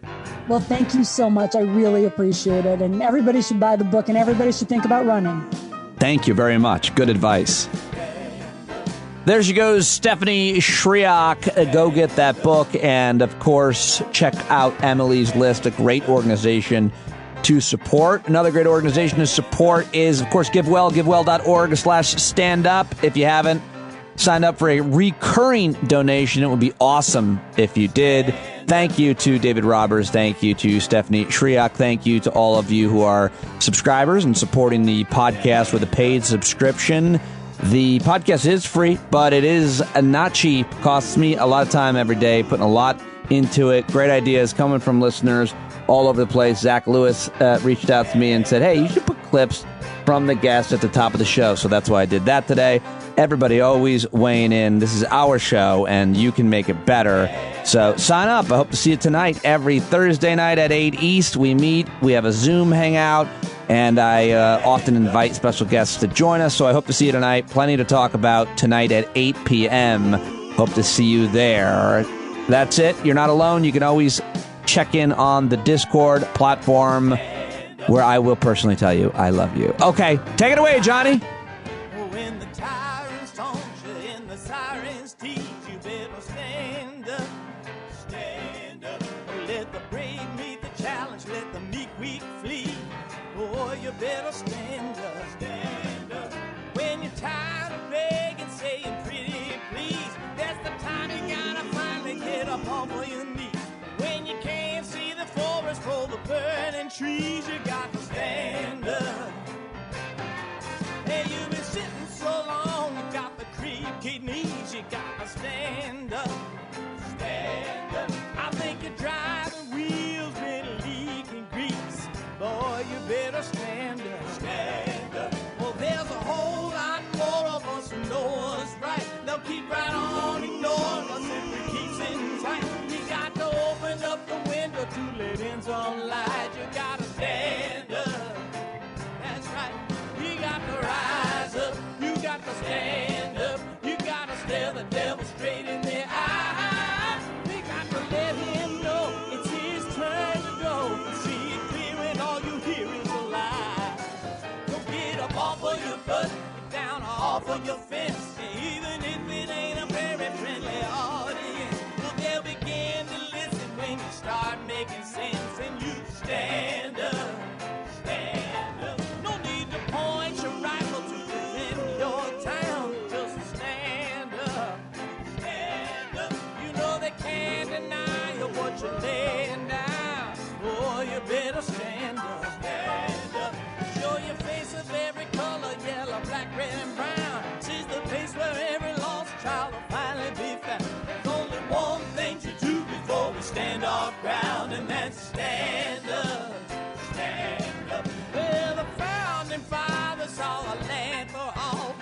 to stand up. They had to stand up. They had a keen imagination for a crystal ball, drawing all the plans of a stand up. But all they had to go on was the time they were in, with other causes for laws, and since they weren't even sin, they knew that change was gonna come before the change could begin. They had to stand up. All right, they had to stand up. We got to stand up. We got to look the devil square in the eye. We gotta let him know it's his time to go, and make it clear when all we hear is a lie. Why you lying awake wondering where the money all went? It'll be the cost of freedom that'll go unspent. You can see him flee the scene of that experiment if you stand up.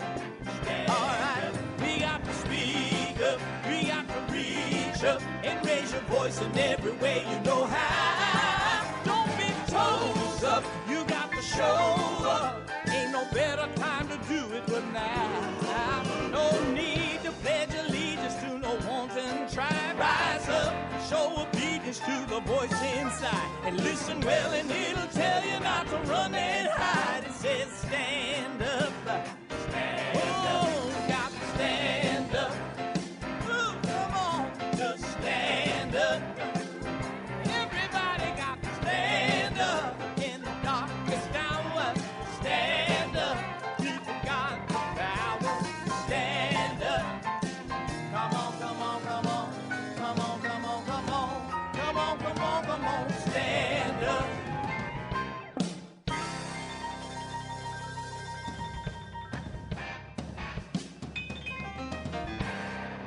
Wow. You stayed right here till the end. Huh. Email me and tell me that you did, and I'll be really, really impressed. Thanks. Peace be with you, my friend.